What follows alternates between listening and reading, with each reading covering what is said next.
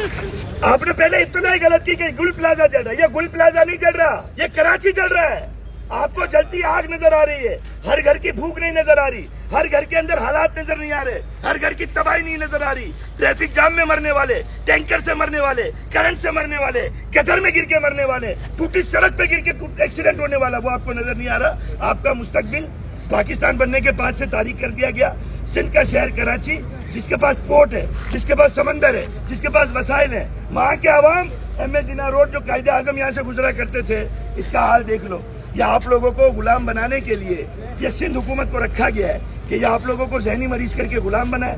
آپ کے حقوق آپ لے نہ سکو, آپ کو نہ صحت دیں گے نہ پانی دیں گے. مراد علی شاہ ہو یا میئر کراچی ہو یا صوبائی قومی اسمبلی کے ممبر ہو, ان کے بچے نہ اس آگ میں جل رہے ہیں نہ غریبی کی آگ میں جل رہے ہیں. پوری دنیا گھومتے ہیں, کراچی کو کچھ دے نہیں سکے. تو یہ آپ کے لیے سازش کا حصہ ہے. اسی طرح جلتے رہو گے, مرتے رہو گے. پاکستان زندہ باد کا ہم نعرہ لگائیں گے, لیکن اپنے حق کے لیے آواز نہیں اٹھائیں گے.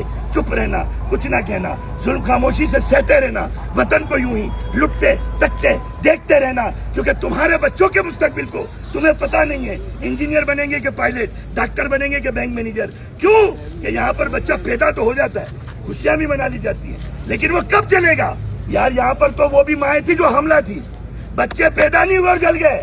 یہ وہی بچہ تھا جو پاکستان کا وزیر اعظم صدر بنتا. انہوں نے اس ماں کا بچہ جلا دیا کہ وہ صدر وزیر اعظم بن کے ہمیں خوشحال نہ کر دے.